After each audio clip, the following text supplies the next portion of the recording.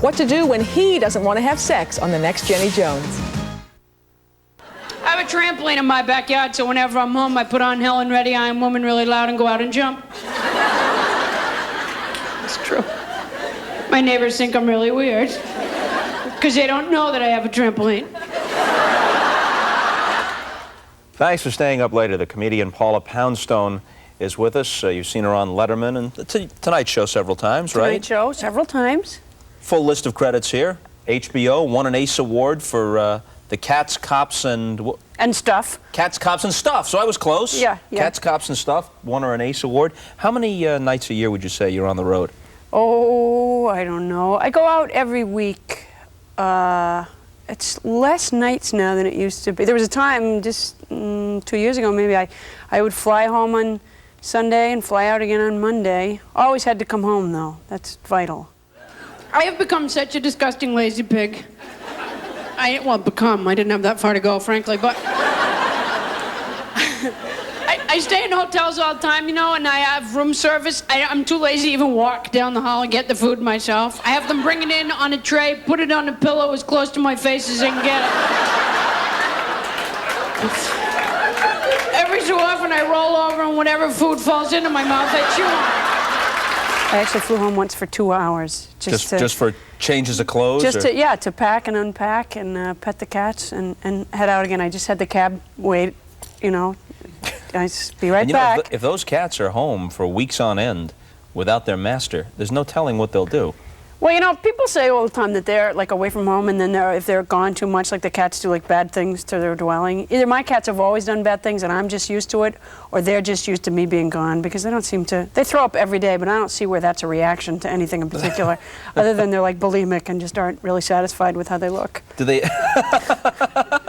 Do they at least have the decency to sort of find a place to puke, or what? No, absolutely not. No, in fact, you know what? Now I think in those terms all the time. I was kind of looking at this carpeting and I thought, hey, nice carpet, and gee, I couldn't have it. My cat Mowgli died last week. I didn't take him to, well, yeah, but you know, what are you going to do? It's a cat. I didn't take him to the vet right away, even though he was sick, because I wanted to make sure he wasn't faking it. Just trying to get out of his little cat responsibilities. How much different is your stage show than what we see of you on Letterman or The Tonight Show? Well, Letterman and The Tonight Show are a bit limiting well, probably for anybody, but certainly for me. You know, you have to stand in a specific place and you have to wait for Johnny or Dave to wave you over, and and I don't really get to talk to the audience very much because it's only 5 minutes, so pretty much the whole thing is like a getting to know you period, and one can't really assume when working on television that everyone has particularly seen me before.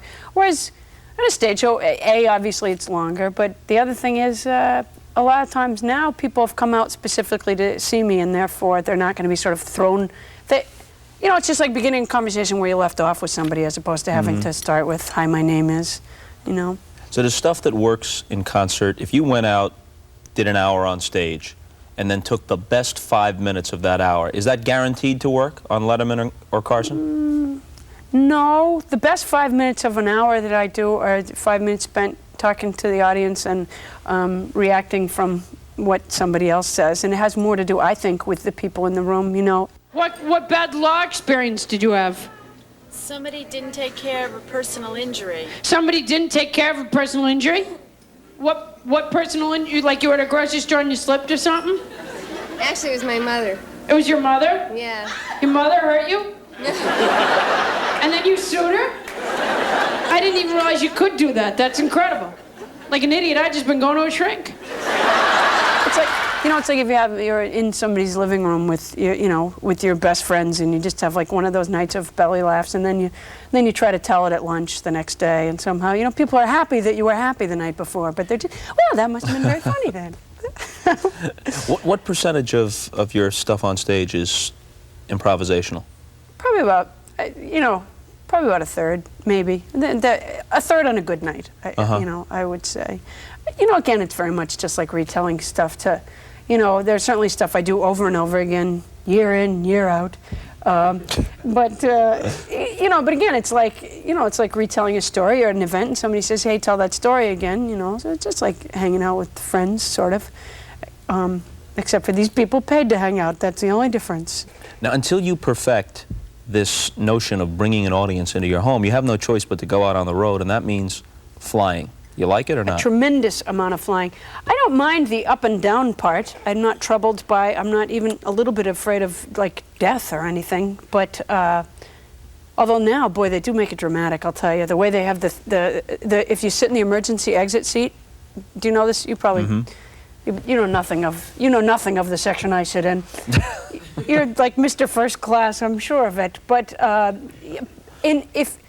sometime when you fly, when you get on the plane, just look this way as you go in. Just glance down there and see. Look at I try not to make eye contact, really.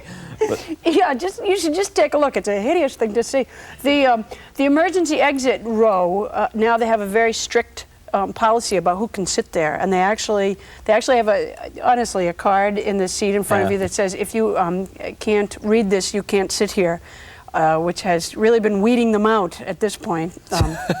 People just raising their hands and saying, I have no idea what this says. But also if you're physically unable or unwilling to perform any of these which is functions. my favorite. And they actually say, they say if you can't perform, you have to open the door in a special way and help people out, essentially. You can't just, grab your own life and go. And they say, if you're unwilling to do this, raise your hand and we'll reseat you, which I just love the concept of that. Just somebody just, I don't want to help anybody at all. I think it's so good for them to be able to express it like that. Listen, if this thing goes down, right, I'm getting out of here, saving my own rear end, and the hell with the rest of you. It's a certain kind of person. It's sort of Pat Buchanan seating is what it is. It's America first taken to its most ugly extreme, which is me first. First me, then America, and then the others, which is a beautiful concept. Now, here's the thing, before we drop this subject, that really annoys me when you're on a plane.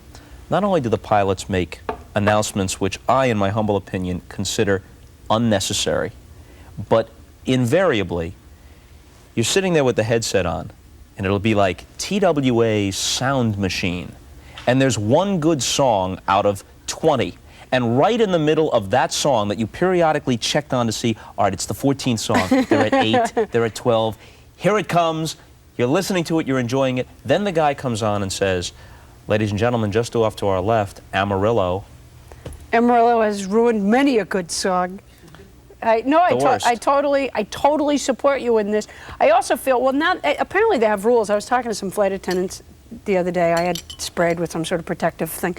And I was talking to them. I hate flight attendants. There, it's been said. I just hate them. And you know what? They're stewardesses. There, I've said it. I know that there are some good, nice ones. And some good, nice ones have, in fact, been helpful and nice to me. But for the most part, boy, are they evil and wretched. Here's an important travel tip for you, too. You know when you fly across the country and they bring you the hot towels? Do you know why the stewardess use tongs? Towels are hot. It's a hideous trick, isn't it? Hot towel, yes. Told you. But you see, your experience, honestly, is different than mine. And we must say this because, you know what? But a lot of pilots because and you're flight... a man. Well, maybe. But a lot of pilots, and it's not maybe, it's a definite. That part is a definite. But maybe that's the reason why they act the way they do. But a lot of flight attendants watch this show because they have, weird hours and they're up and everything. And then they tell me they watch the show. And generally speaking, my experience is hunky-dory. Actually, you know what, though? In fact, in most ways in the world, I believe, that most jobs are very, very genderless. And oftentimes, I think people sort of cry sex in an area where it has nothing to do with anything. If one more interviewer anywhere asked me what it's like to be a woman comedian, I just think, unless there's something about, Don't worry about it. I had no intention. And unless there's something about, like where you had to tell jokes while leaning against a wall with your body at a right angle and picking up a chair, in which case women would just kick butt on men. Otherwise, there's absolutely no relationship. But for the most part, I feel that gender has very little to do with anything until it comes to flying. Flight attendants will just suck up big time to men and be incredibly mean. Well, to me anyways.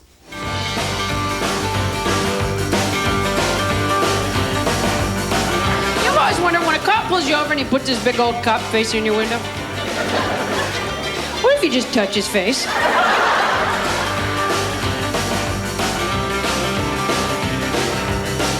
I'm not keeping canned goods in my apartment for an earthquake. If I get trapped beneath the beam for 3 days, I'm at least going to lose weight. finding me miraculously at the end of a week being like, well, Gracie's huge.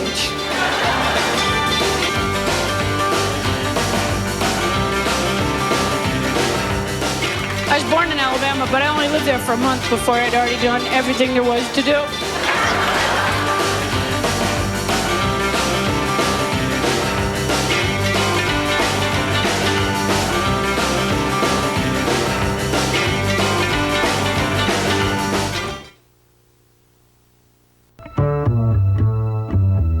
There are a lot of cars that'd suit the way I live.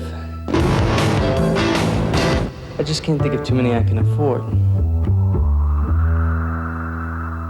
There is this one. It's got a V6. It's pretty quick, looks sharp, and winter's a problem. Now there's a Dodge Shadow convertible with a V6. You can even get one with a roof for under 10 grand. A roof could be good. Did you worry about perming your hair? About damage? Frizzies? You don't have to worry with Lilt for total condition. A whole new kind of perm, with conditioners built in every step of the way to help prevent frizzies. And it shuts itself off so you can't overdo it. New Lilt for total condition, the worry-free perm. Now, would you ever consider using another perm? Didn't think so. Mr. Link, what do you say to your critics who claim you're not a real caveman?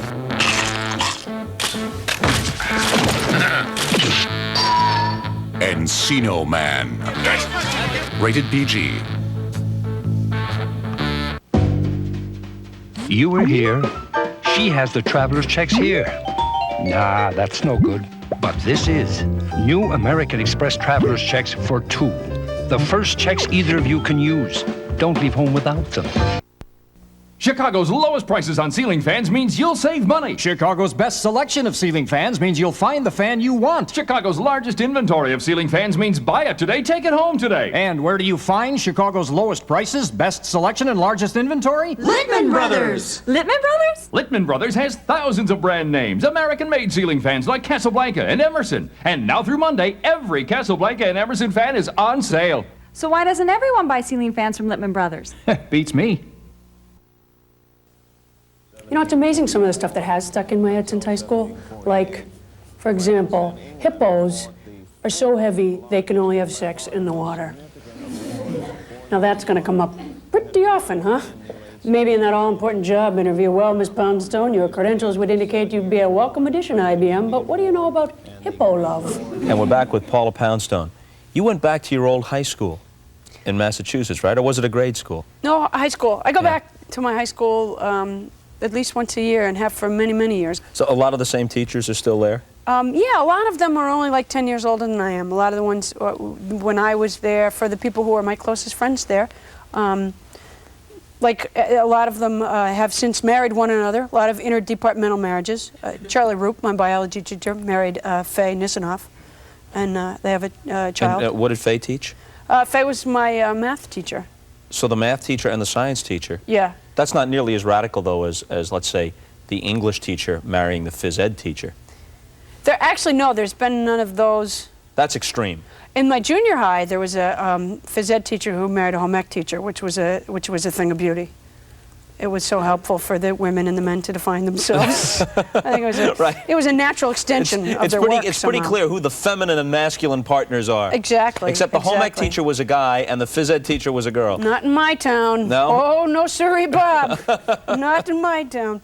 Although, you know, it's funny, I belong to People for the American Way, and I get a lot of their, you know, literature and stuff, and they had sent me a report on censorship in schools in the, what was it, I don't know which one I read, 91, 92, I don't know. I guess it was 91. And a lot of the problems that communities have with books in schools, a lot of what seems to upset a handful of individuals, and generally they don't have a system of dealing with it, so it causes big havoc. They get very upset about books that they feel somehow deal with witchcraft. Now, meanwhile, they insinuate witchcraft into the most ridiculous things. One of the things, in Florida, they had one, the head of the PTA and a teacher had written a little play for elementary school kids to do. It was called Quest for the Banjo Man, and it was the story of a little starfish who goes from country to country, I don't know, looking for the banjo man and therefore meets. A lot of kids could participate. They learn a little bit about the rest of the world. Well, there was a mother in this town in Florida that got very upset because the starfish goes to 33 countries. And 33 times 2 is 66, and 666 is the devil's number. So they were convinced that this was somehow a secret message. And as I read this book about these complaints, I thought it really made me laugh, because in my hometown, in the 7th grade, I took an English course called witchcraft. This is pretty much right on the money there. That was, every now and then my hometown would be really cool, you know. Your hometown is Sudbury, Massachusetts? Sudbury, Massachusetts. Now, how close is Sudbury to Salem? I believe we had a field trip that year.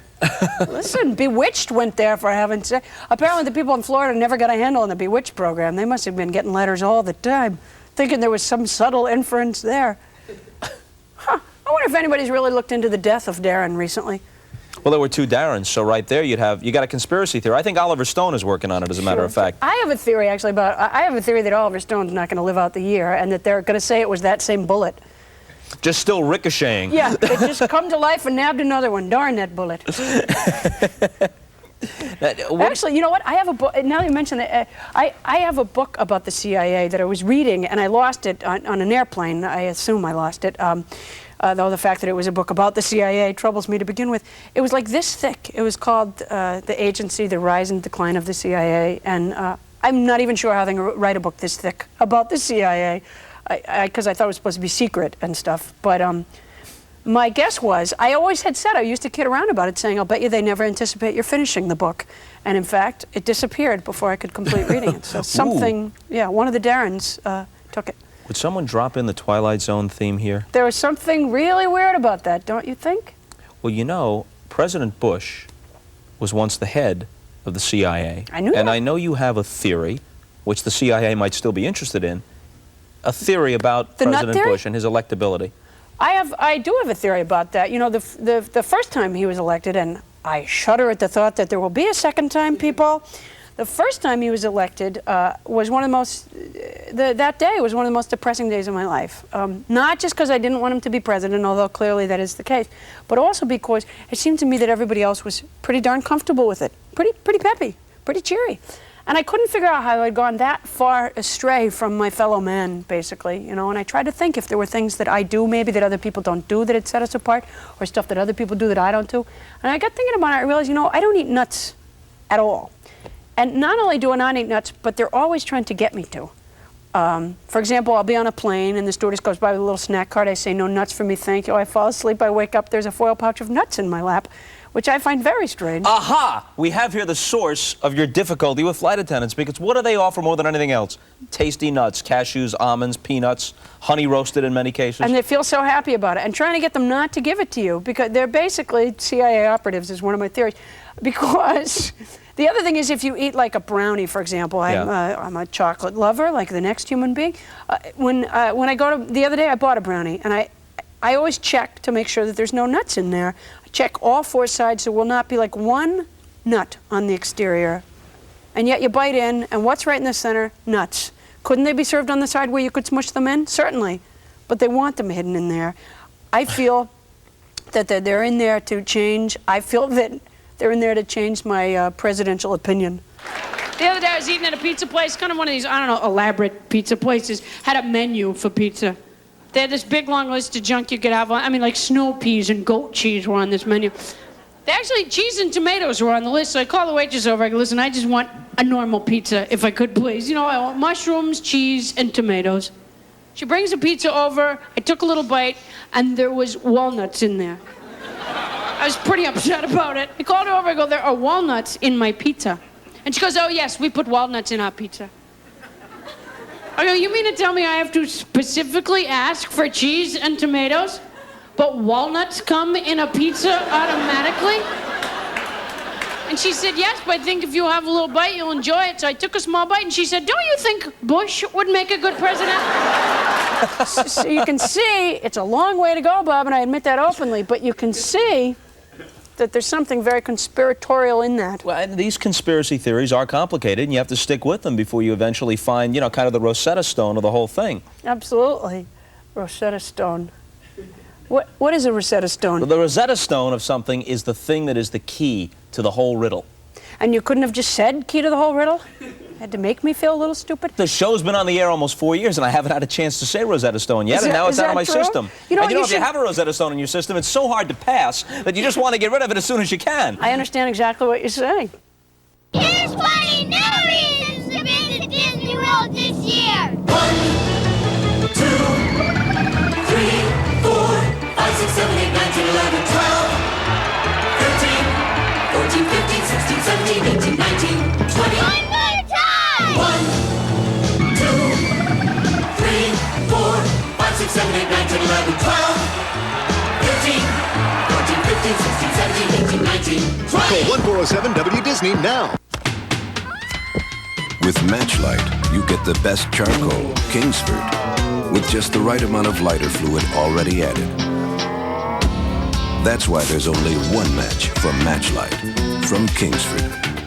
Eureka's new Bravo Boss, 6.5 amps Boss power. And now, onboard attachments let you clean here, here, here, here, everywhere.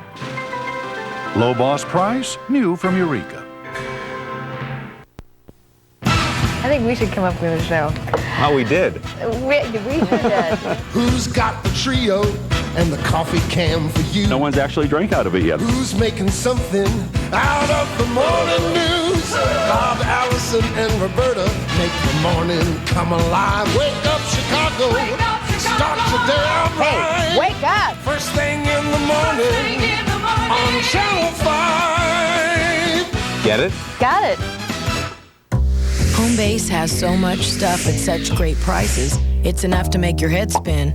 Fortunately, there's plenty of folks around to make sure it doesn't. Home Base. It's that simple. To prove Home Base has the best prices every day, on April 20th and 21st, we did a little comparative shopping. A Wing 30-inch Colonial bifold door is only $45.59 at Home Base. That beats Handy Andy by $840 and Builder Square by $1941. Save money on all your home improvement stuff. Just come on down to Home Base. It's that simple. I have two last questions, and then I'll let you be on your way. Two last questions. Bob. You were just getting warmed up? You'd like to stay a while? Could I? Yeah. Just settle in. I'm a little hurt that you'd... You know, I know with the other people you have on your program there's some sort of time limit, but I'm a little hurt that you'd apply that to me. But I feel that if we go any longer, we'll just have to edit out quality material. I hate the word edit. So then why don't you just come back another time and we'll pick up right where we left off, except for these two questions. I know you're just saying, why don't I come back so that I'll leave now? And then you're not really going to have me back? Well, it's not like a date or something. I know this because, you know, I left my parents' house once and the exact same thing happened. They changed all the wallpaper in my room. And you haven't been back since? No Three Stooges posters on the wall. No, it's a crushing blow. Wait a minute. You just said something startling. You had a Three Stooges poster. You know the Jay Leno theory. Yes, that women don't like Three Stooges. All men love the Stooges, You know, no women like the Stooges. I love Jay, but again, wrong on the gender issue. People are having such a hard time defining what's a man and what's a woman nowadays. I wish they'd just cut it out as a general rule. Every time some comic gets up on stage and says, you know, women do such and such, there are probably half the women in the room that do, and then there's another half that don't, and they're thinking to themselves, oh my God, I'm not a female. And the same thing for men. You know, men, bachelors, don't they live messy? You know, there's some really neat guy going, I must have no sperm at all. There's no relationship between these things. In fact, I have a framed Three Stooges poster over my mantle at home. It's not the most expensive piece of art that I own either. I love the Stooges. Who's your favorite Stooge? Carly. See, now, for me, Shemp. An underrated Stooge. Huh. See, I feel bad for him. He's kind of a utility Stooge. Because they just slip him in when someone else is missing, but he's an important guy to have on your bench. Absolutely. A reserve Absolutely. Stooge. Well, you know, I believe it was Shemp to whom Mo once said, Shemp said eureka about finding something, and Mo said, shut up, you don't smell too good yourself, which was really one of the highlights of my entire life. Shemp actually had a bigger career than the others. Shemp was in a Thin Man movie and a few others. Yeah. I missed those. Are they available? Shemp worked. I always dream in color, but I wasn't asleep. I was dancing with the dancers to nature's timeless rhythms, soaking in the sun, building castles in the air. From the edge of the ocean, I followed my instincts to a town lost in time, a paradise under the sea, a place where the endings are always happy. From coast to coast to coast, Florida. I hope when people see Subway, bells go off and they think, good sandwich. We don't deep fry or freeze dry, everything's fresh. Each morning I slice tomatoes, onions, I even bake the bread. These days people think a lot about what food to eat. Nothing's more honest than a good sandwich. So if the body's a temple, this is the place to come when the temple gets hungry. The price of a good sandwich just got lower. The 6-inch cold cut combo, only $1.49 for a limited time at Subway. You were here. He has the traveler's checks here. That is a problem. Well, was. Now there's American Express traveler's checks for 2. The first checks either of you can use. Don't leave home without them. Even though she wasn't a real nun, she was a very willing student. There are 3 vows every nun must accept. The vow of poverty, the vow of obedience, and the vow of chastity. I'm out of here with that. Sister Act, rated PG. I need you.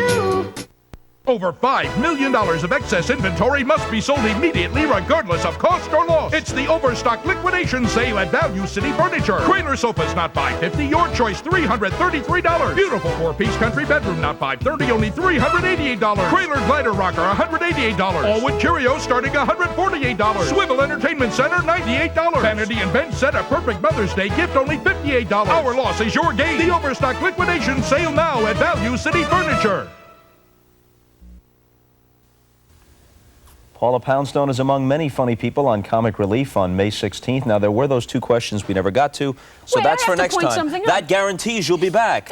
This guy just said, make it a sincere welcome back. One of the assistants, one of the executives, pardon me. No, he's my manservant. One of the tea carriers just said, make it a sincere welcome back. Bob, have you had incidents of no sincerity here in the program? None that I can recall. Sheesh, I am blown away. Did you feel it had to be sincere because it was a comic relief thing? Was that sincere enough for you, pal? Extremely. And it wasn't even a welcome back because we're at the point where we're saying goodbye. So if the guy can't even keep track of where we are in the program, why should we listen to anything he has to say? I don't want to go. But you have to. Here, I'll walk out with you because we're done. Bob. All right, take care. Come on. It was really nice being here.